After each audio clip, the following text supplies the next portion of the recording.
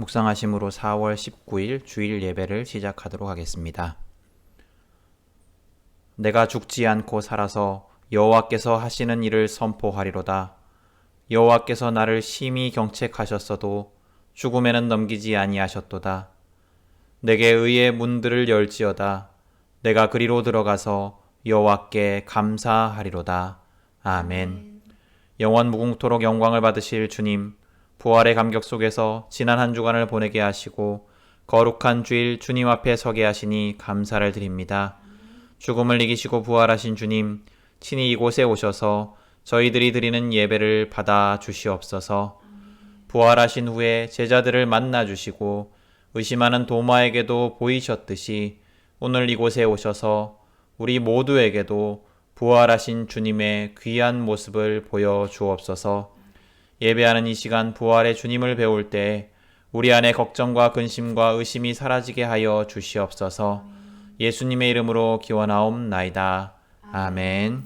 사도신경으로 우리 신앙을 고백하도록 하겠습니다.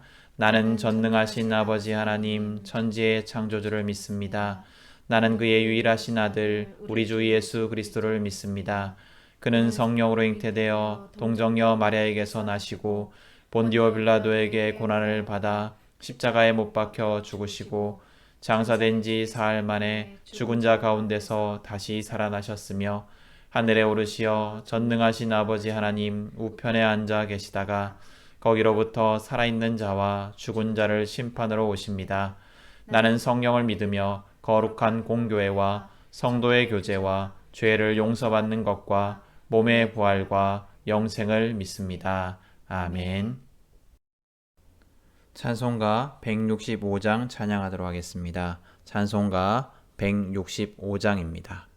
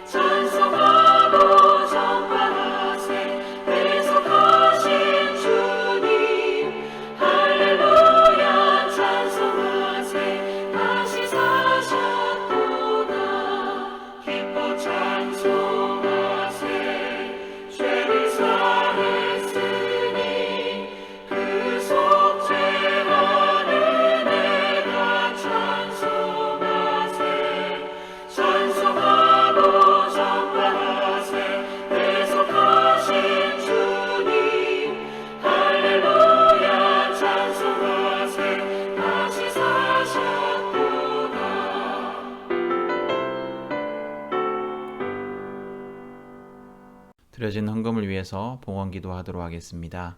주님, 온 땅의 주인이신 아버지께 우리의 일부로 우리의 전부를 드립니다. 아무것도 드릴 것 없는 빈손이라 할지라도 우리의 온 몸과 온 마음을 담아드리니 받아 주소서. 이 시간을 통하여 주님이 저희에게 가장 가치 있는 분임을 삶으로 고백하게 하소서. 한 아이의 떡과 물고기 같은 우리의 예물을 주께서 친히 축사하여 주셔서 이 물질을 나누고 사용할 때 줄이고 배고픈 이들이 배부르게 하소서. 이 예물이 하나님의 나라와 의를 위하여 쓰이게 하시고 우리 모두가 이 예물을 통해 온전한 풍요를 경험하게 하소서. 우리가 드린 헌금뿐 아니라 우리의 남은 물질도 우리의 것이 아니요 주님의 것임을 고백합니다.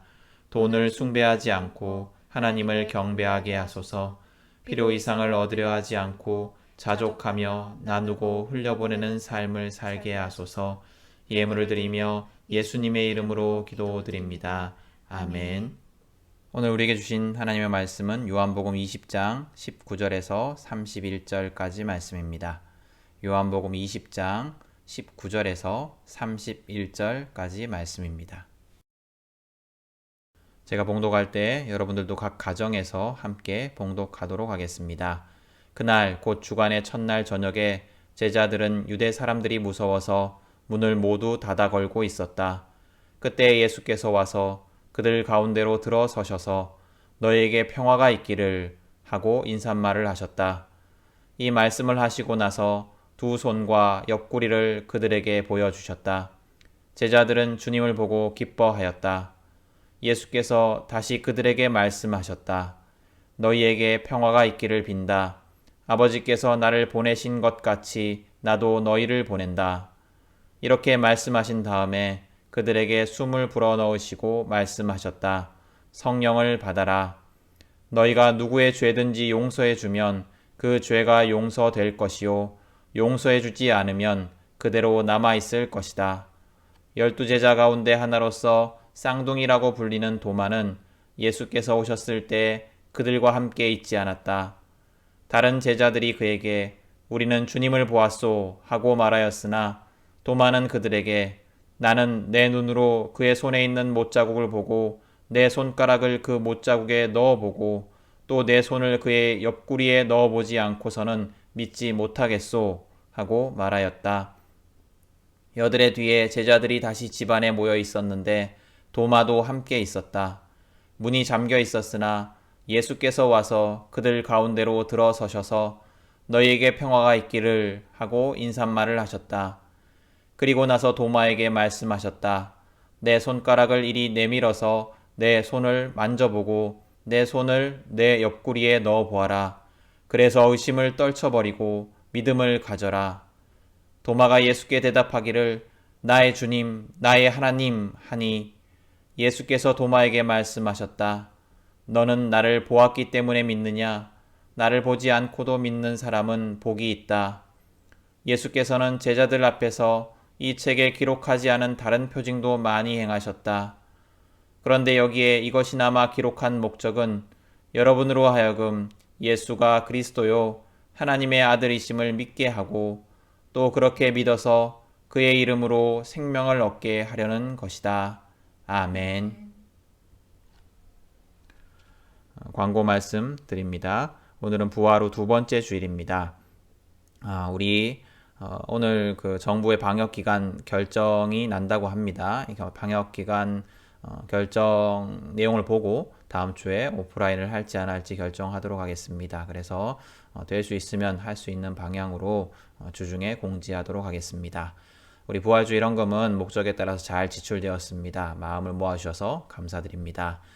또 우리 교회가 기브 찬스 코리아와 예아원 선교회와 함께 대구 지역 독거 노인과 위기 청소년을 위한 구호 키트를 제작해서 배포할 예정입니다. 제가 이제 구체적인 일정이 나오면 한번 공지를 할 텐데 여러분들도 함께 섬겨주시기를 바랍니다. 또 우리 매일 하나님과 교제하는 일에 최선을 다해 주십시오. 매일 10분 말씀 읽고 10분 기도하기 운동 잘 실행해 주시고 한 절씩 묵상하시고 주보의 중보 기도 제목을 두고 함께 기도해 주시면 감사하겠습니다. 우리 주보의 기도 제목 또 제가 한번 읽어드리겠습니다. 어디서 예배를 드리든 하나님께 최선의 예배를 드리는 자들이 되게 하소서. 또 오늘 설교 말씀을 기억하면서 두려움의 평화를 의심의 확신을 주시는 부활의 주님과 동행하고 또 증거하는 우리가 되게 하소서. 속히 코로나19 치료제가 개발되게 하시고 우리의 일상이 회복되게 하소서. 또 새롭게 선출된 국회의원들이 나라와 국민을 위한 좋은 일꾼이 되게 하여 주소서를 위하여서 함께 기도해 주시기 바랍니다. 오늘 설교는 너희에게 평화가 있기를 이라는 제목으로 함께 나누도록 하겠습니다. 오늘은 부활절 두 번째 주일입니다. 한 주간 여러분의 삶에 부활절 이후에 한 주간의 여러분의 삶에 부활의 주님이 어떤 의미로 다가오셨는지 모르겠습니다. 여러분 중에 이렇게 질문을 하면 당황하는 분들이 있을지 모르겠습니다. 무슨 말이냐면 지난주일 부활주일 예배도 다 드렸고 그러면 끝이지 뭐 더 다른 것이 있나? 부활주일 전에 40일 동안 사순절기 동안에 예수님에 대해서 묵상했고 또 부활주일 예배를 드렸으면 이제 끝인데 이제 새로운 또 뭔가를 생각해야 되는 것 아닌가? 뭐 이렇게 생각하시는 분들이 있을 겁니다. 그런데 교회력을 보면 교회력은 우리에게 부활의 의미를 충분히 묵상하고 되새기기를 가르치고 있습니다. 여러분, 교회력이 무엇인지 기억나시나요? 쉽게 말하면 교회의 중요한 날인 성탄절과 부활절을 중심으로 해서 1년 동안 명절, 절기를 이렇게 잘 기록해 놓은 시간표입니다. 그래서 교회력은 예수님을 중심으로 해서 예수님의 주된 사건을 중심으로 해서 예수님을 기억하고 기념하도록 1년의 시간을 배치하고 있습니다. 이 교회력에 따라서 우리는 부활주일 이후에 약 2달간 부활절기로 계속해서 부활의 말씀을 듣는 그런 시간으로 지킵니다. 여러분에게 매달 카카오톡으로 나눠드리는 말씀 구절이 함께 적혀있는 달력을 보시면 이번 달에도 부활 후 두 번째 주일, 부활 후 세 번째 주일이라고 적혀있는 것을 보실 수 있을 겁니다. 그러니까 뭘 의미하는 거냐면 부활은 한 주간의 행사로 끝나지 않는 큰 의미를 가진 사건이다라는 겁니다.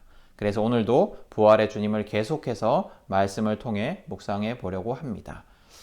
여러분 전도훈련 받은 적 있으신가요? 여러분은 전도라고 하면 어떤 감정이 떠오르시나요? 저는 부담스러움, 의무감 이런 감정이 떠오릅니다. 하긴 해야 되는데 잘 진행되지 않는 과제, 또 계속 마음에 부담은 있지만 잘 해결하지 못하는 숙제 같은 그런 감정이 있습니다. 그럼 여러분 전도가 뭔가요? 전도는 복음을 전하는 것입니다. 그럼 복음은 무엇입니까? 복음은 예수님입니다. 그래서 우리가 전도한다는 것은 예수님을 전하는 것이다 라고 할 수가 있습니다. 그러나 우리가 전도할 때 보면 전도하는 것을 보면 예수님이 아니라 교회와 목사님을 전할 때가 많이 있습니다. 우리 교회 한번 와봐라. 좋다. 우리 교회 좋다. 우리 목사님 설교 좋다. 이렇게 이제 하는 것처럼 말입니다. 물론 그것도 의미가 있습니다. 교회에 와야지 또 설교를 통해서 복음을 들을 수 있고 또 성도들의 섬김과 사랑을 통해서 복음을 경험할 수가 있습니다. 또 복음을 전하는 메신저인 목사님에 대한 신뢰가 있어야지 그 목사님이 전하는 메시지도 신뢰할 수 있기 때문에 목사님을 전하는 것, 목사님에 대한 어떤 좋은 감정을 전하는 것, 좋은 이미지를 주는 것, 그런 것들도 중요한 의미가 있습니다. 그러나 그럼에도 불구하고 우리가 정말로 중요하게 전해야 하는 것은 복음의 메시지입니다. 그럼 우리가 전해야 하는 복음이 무엇입니까? 제자들과 초대교회 성도들의 모습을, 성경에 기록된 그 제자들과 초대교회 성도들의 모습을 보면 복음의 핵심이 무엇인지 힌트를 얻을 수가 있습니다. 복음서들과 사도행전의 제자들의 설교를 보면 초대교회 성도들은 지속적이고 분명하게 부활하신 예수님을 증거하고 있습니다. 육체로 부활하신 예수님, 그것이 초대교회 성도들이 전한 복음의 핵심이었습니다. 오늘 본문을 한번 보십시오. 오늘 성경을 보면 두 손과 옆구리라는 이미지가 아주 중요하게 등장을 합니다. 두 손과 옆구리가 무엇을 의미합니까? 십자가에 못 박힌 증거이고 예수님의 죽음의 증거입니다. 이 두 손이라는 것은 예수님이 십자가에 박힌 자국입니다. 또 옆구리는 예수님의 죽음을 확인하기 위해서 로마 군인들이 창으로 찌른 자국입니다. 이 두 증거는 예수님의 완전한 죽음을 의미합니다. 성경이 이것을 강조하고 반복하는 이유가 무엇입니까? 그 이유 중에 하나는 예수님이 확실히 죽었다는 것입니다. 죽을 뻔했다 살아난 것이 아닙니다. 확실히 죽었습니다. 확실히 죽은 그분이 부활하셨습니다. 또 다른 이유 하나는 뭐냐면 예수님이 육체로 부활하셨다라는 것을 말하기 위함입니다. 예수님은 영혼만을 가진 존재로 부활하지 않으셨습니다. 유령과 같이 제자들에게 나타난 것이 아닙니다.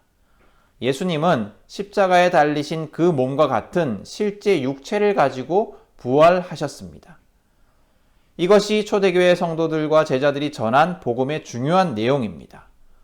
오늘 성경을 보면 십자가에서 죽으신 예수님이 육체를 가진 완전한 모습으로 부활하셨다라고 분명하게 증거하고 있습니다. 여러분, 다른 해석은 가능하지 않습니다. 아주 확실하고 단호하게 이야기를 합니다. 근데 이것을 부인하는 기독교 이단들이 있었습니다. 예수님이 십자가에 달려 돌아가시기 직전에 영혼이 육체와 분리되어서 육체는 죽었지만 예수님의 영혼은 죽지 않았다라고 말하는 이단이 있었습니다. 그래서 부활하신 예수님은 부활이 아니라 예수님의 영혼이 현실 속에 유령처럼 모습을 드러낸 것이다 라고 이야기하는 것입니다. 여러분, 우리도 인간을 전인적인 존재로 이해하지 않고 영혼과 육체로 분리해서 이해하는 경향이 있습니다. 우리가 죽음에 대해서 생각을 할 때 육체는 죽지만 영혼은 살아서 하나님의 곁에 가 있다라고 말하지 않습니까? 그리고 그것이 천국이다라고 생각을 하고 그 상태를 완전하고 평화로운 상태라고 생각을 합니다. 그러나 성경은 인간이 육체와 영혼이 분리되어서 존재하는 상태를 완전한 상태라고 이야기하지 않습니다. 그래서 성경은 마지막 날 육체의 부활에 대해서 이야기를 하는 겁니다. 육체는 죽고 영혼이 하나님 곁에 가 있는 상태가 완전한 상태라면, 완전히 평화로운 상태라면 뭐하러 육체의 부활이 필요하겠습니까? 그것이 불완전한 상태이기 때문에 육체의 부활이 필요한 것입니다. 그렇기 때문에 우리는 마지막 날, 심판의 날, 종말의 때를 고대하며 살아가야 합니다. 여러분, 우리는 복음을 전해야 합니다. 우리가 전해야 하는 복음의 내용, 핵심은 예수님이 육체를 가지시고 다시 살아나셨다라는 것입니다. 예수님은 육체를 포함한 전인으로 부활하셨습니다. 오늘 성경은 이 부활의 주님, 육체를 가지시고 부활하신 주님에 대해서 두 가지를 이야기합니다. 첫 번째로 부활의 주님은 두려움의 평화를 주시는 분이시다라고 성경은 증거하고 있습니다. 오늘 성경을 보면 제자들이 모여 있는 곳을 설명하면서 뭐라고 묘사를 하고 있냐면 문을 닫아 걸었다라고 묘사를 합니다. 부활하신 그날에도 그러했고 일주일이 지난 후의 주일에도 그러했습니다. 왜 제자들이 문을 잠갔을까요? 성경은 또 왜 그것을 강조하고 있을까요? 성경은 왜 문을 잠그었냐라는 이유에 대해서 무서워서라고 설명을 하고 있습니다. 제자들은 두려움 때문에 문을 잠근 것입니다. 무엇이 두려웠을까요? 예수님을 죽인 유대인들이 예수님을 따르던 제자들도 체포하여서 죽일까, 혹은 고문할까, 혹은 린치를 가할까, 이런 것들이 두려웠을 것입니다. 또 모든 것을 포기하고 따르던 예수님이 급작스럽게 불명예스러운 죄인의 죽음을 맞이한 상황 자체도 불안하고 두려웠을 것입니다. 여러분, 한번 상상해 보십시오. 내가 제자들이라고 상상을 해 보십시오.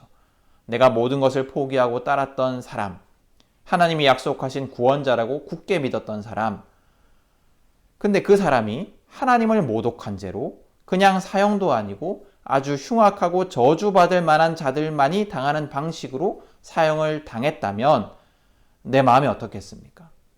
당황스럽고 또 화도 나기도 하고 또 어찌할지 모르는 혼돈의 상태가 아니겠습니까? 여러분, 화차라는 영화를 보신 적이 있으신지 모르겠습니다. 미야베 미유키라는 일본 작가의 소설을 영화로 만든 것인데 아주 재밌는 영화입니다. 이 영화의 줄거리를 보면 한 커플이 결혼을 하기로 다 약속을 하고 날짜도 잡고 청첩장까지 만들어서 그것을 가지고 이제 부모님에게 전달을 하려고 가고 있었습니다. 가는 중에 휴게소에 들립니다. 휴게소에 들려서 이제 이 남자가 커피를 사러 다녀옵니다. 그런데 이게 웬일입니까? 남자가 커피를 사러 갔다가 돌아와서 차 문을 열어보니까 시동도 그대로 걸려있고 다 그대로인데 여자가 사라진 겁니다. 얼마나 황당하겠습니까? 아무 흔적 없이 사라진 겁니다. 남자가 막 그 휴게소를 다 뒤져봐요. 근데 여자는 없어요. 흔적도 없어요. 그래서 돌아와서도 남자는 계속해서 여자를 찾습니다. 미친 듯이 찾습니다. 그러나 어디에도 여자의 흔적은 남아있지 않습니다. 남자가 실종 신고도 하고 계속해서 여자를 찾는데요. 근데 이 여자가 참 이상합니다. 찾다가 보니까 모든 것이 거짓인 겁니다. 이력서에 적혀있던 직장도 또 학교도 다 가짜입니다. 주민등록을 따라서 막 찾아보니까 그 주민번호의 사람조차도 거짓입니다. 다른 사람의 신분을 도용한 것입니다. 만약 여러분이 이 남자라면 엄청 당황스럽겠죠?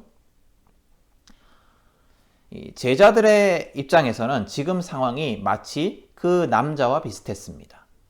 내가 기대했던 예수님이 아니었습니다. 내가 알던 예수님이 아니었습니다. 예수님은 분명히 능력이 있으신 분인데 대제사장의 하인들에게 잡혀갈 만큼 무기력한 분이 아닌데 또 말에 능력이 있어서 충분히 자기의 무죄함을 증명하실 수 있는 분인데 무기력하게 죄를 뒤집어쓰고 죽임을 당했습니다. 그렇게 예수님이 처형을 당하고 나니까 정말 예수님이 흉악한 범죄자였나, 하나님을 모독하는 자였나 라는 생각도 듭니다. 제자들은 그들의 믿음이 다 무너져 내리는 듯한 상황에 처해 있었습니다. 그런 그들에게 부활하신 예수님이 찾아오십니다. 그리고 예수님께서 무엇이라 말씀하시냐면 너희에게 평화가 있기를 빈다라고 말씀하십니다. 여러분, 이 인사는 히브리어로 샬롬이라는 인사인데요. 당시 사람들에게 일상적으로 쓰이던 인사말이었습니다. 그러나 두려움 속에 있는 제자들에게 예수님이 샬롬이라고 말하셨을 때는 일상적인 인사 이상의 의미를 가진 그런 어떤 의미로 다가왔을 것입니다. 두려움과 불안 속에 있는 제자들에게 예수님이 선포하신 샬롬은 예수님만이 주실 수 있고 예수님 안에서만 누릴 수 있는 완전한 평화였습니다. 그냥 마음이 편해지고 안심되고의 평화가 아니었습니다. 다행이다. 예수님이 사기꾼인 줄 알았는데 아니었네. 라는 정도의 평화가 아니었습니다. 예수님은 제자들이 가지고 있던 모든 두려움을 덮고도 남을 완전한 평화를 제자들에게 주십니다. 창조주만이 주실 수 있는 평화, 전능하신 하나님만이 주실 수 있는 평화, 모든 불안과 두려움의 원인을 근본적으로 해결할 수 있는 평화가 예수님이 제자들에게 주신 평화입니다. 여러분, 우리는 여러 가지 근심과 걱정 속에 살아갑니다. 미래를 생각하면 걱정투성이입니다. 우리의 삶을 돌아보면 두려움이 가득합니다.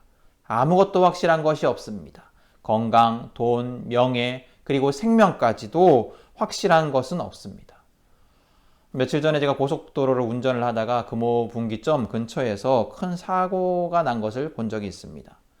근데 이 사고 차에서 방금 사람이 막 내리는 걸 제가 지나가면서 봤어요. 그러니까 아주 방금 전에 사고가 난 것이었습니다. 제가 가기 방금 전에. 큰 사고여서 도로 저쪽 편에는 1톤 트럭이 날아가가지고 아주 종이장처럼 찢겨 있었고 도로에는 큰 탑차가 넘어져 있고 또 차 한 대가 그 넘어져 있는 탑차와 박아가지고 그렇게 충돌해 있었습니다. 트럭 운전자는 사망했을 것 같은 아주 큰 사고였습니다. 나중에 기사를 보니까 이 탑차가 넘어져서 이 탑차를 피하려다가 1톤 트럭이 이렇게 날아가 버리고 뭐 이렇게 됐던 사고라고 이제 봤습니다. 그리고 1톤 트럭 운전자는 머리를 크게 다쳐서 중상을 입었다라는 기사를 읽었습니다.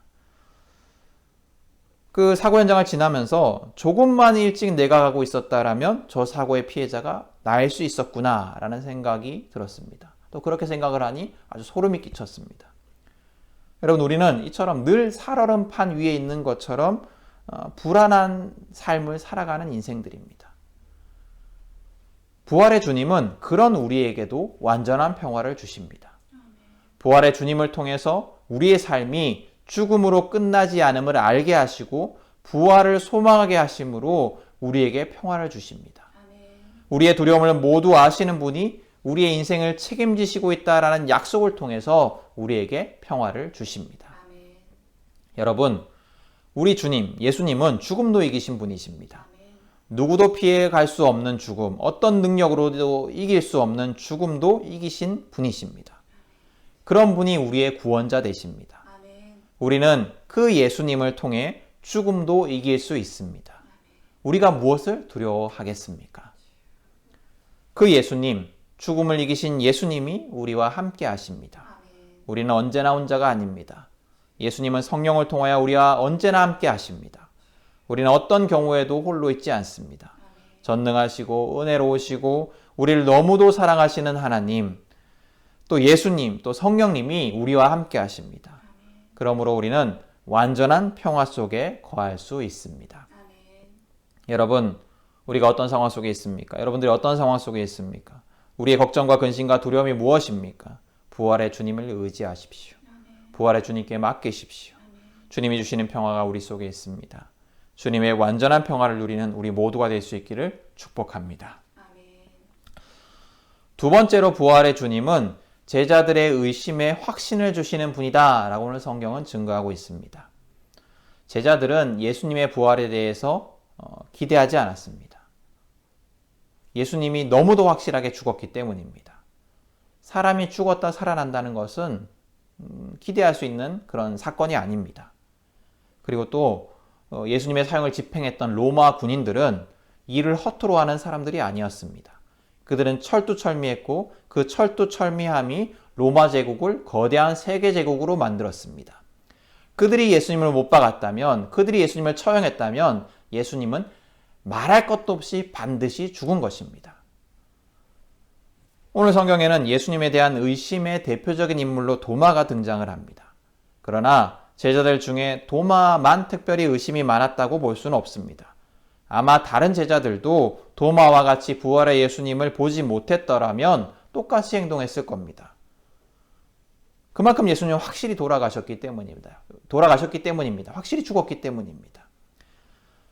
예수님은 의심의 확신을 주기 위해서, 그 의심의 확신을 주기 위해서 두 번이나 제자들에게 찾아오십니다. 첫 번째 방문을 통해서 도마를 제외한 제자들의 의심에 확신을 주시고 두 번째 방문을 통해서 도마의 의심에 확신을 주십니다. 여러분, 도마에 대해서 의심 많은 도마라는 표현을 쓰지만 한번 상상해 보세요.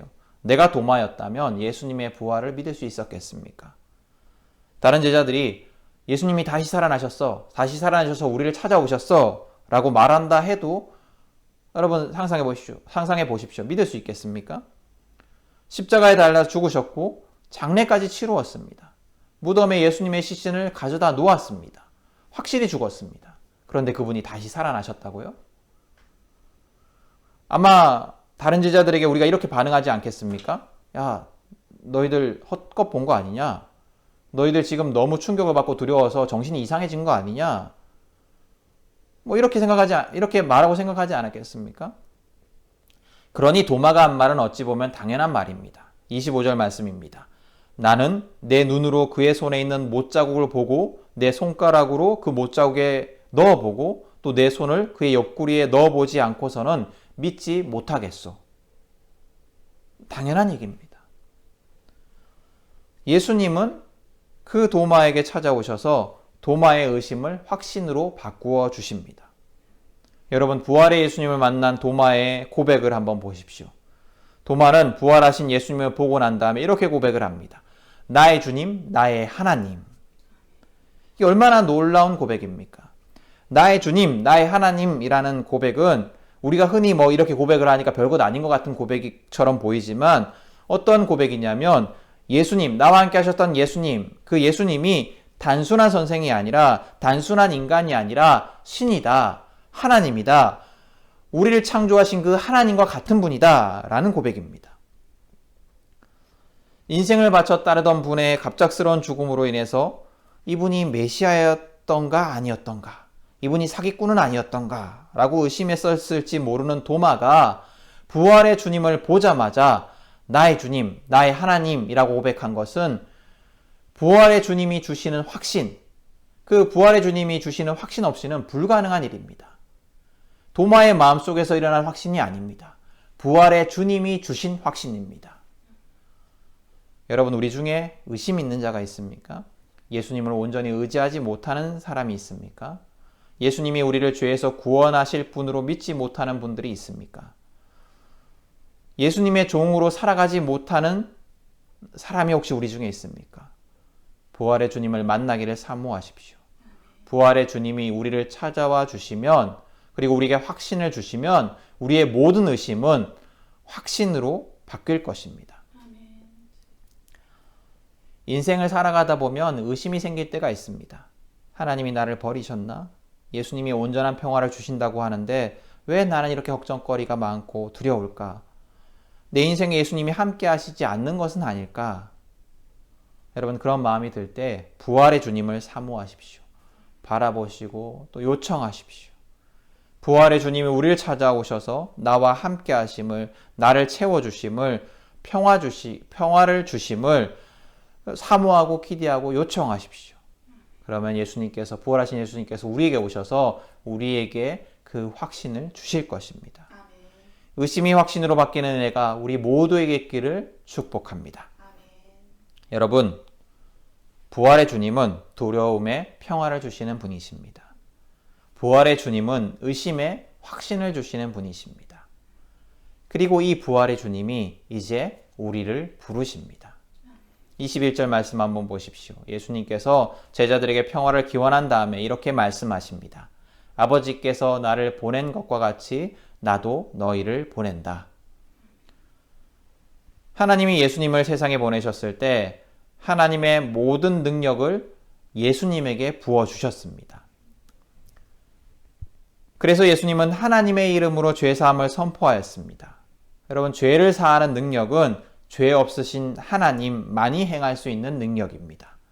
예수님은 그 하나님의 능력으로 사람들에게 죄사함을 선포하셨습니다. 그리고 예수님은 이제 우리를 보내시면서 하나님이 주신 죄사함의 능력을 우리에게 부어주십니다. 우리는 예수님을 통해 전해진 하나님의 능력으로 인하여서 죄사함을 선포할 수 있습니다. 여러분, 우리는 죄사함을 선포하는 자들입니다. 우리가 복음을 선포하면, 예수 그리스도를 전하면 죄사함이 일어납니다. 듣는 자들에게 믿음이 생겨나고 그들의 죄가 해결받습니다. 그들을 얽매고 있는 죄의 문제들이 해결됩니다.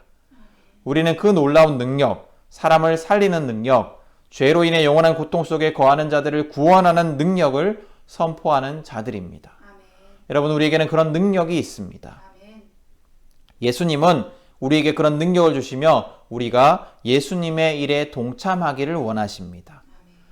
모든 세상의 구원자 되시는 예수님께서 우리도 그 구원의 일에 동참하기를 원하십니다. 아멘. 여러분, 복음을 전하십시오. 부활의 주님을 증거하십시오.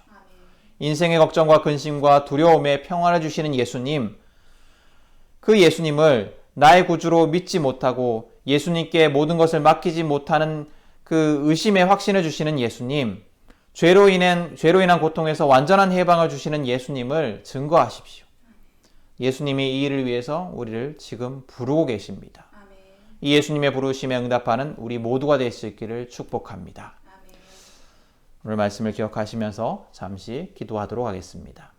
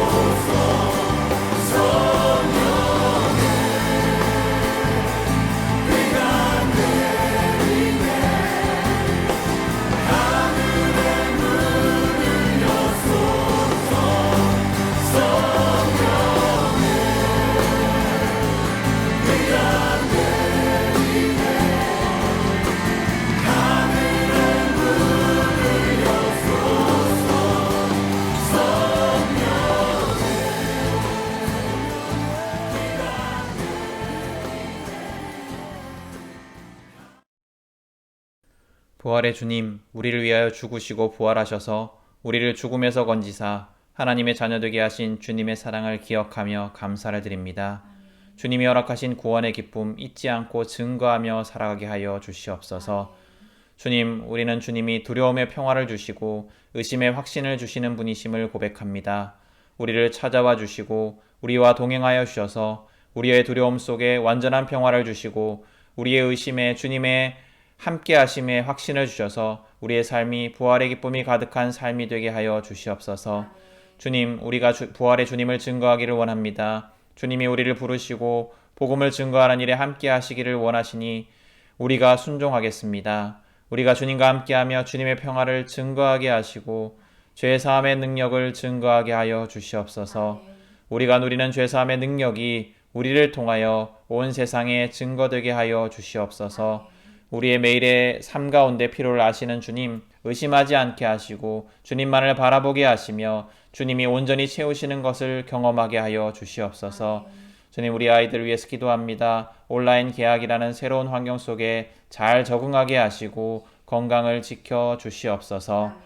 이제는 우리 주 예수 그리스도의 은혜와 하나님 아버지의 사랑과 성령의 교통하심이 오늘 말씀을 따라 부활의 주님과 동행하기를 원하는 우리 모든 성도들 가운데 항상 함께 하시기를 간절히 축원하옵나이다. 아멘.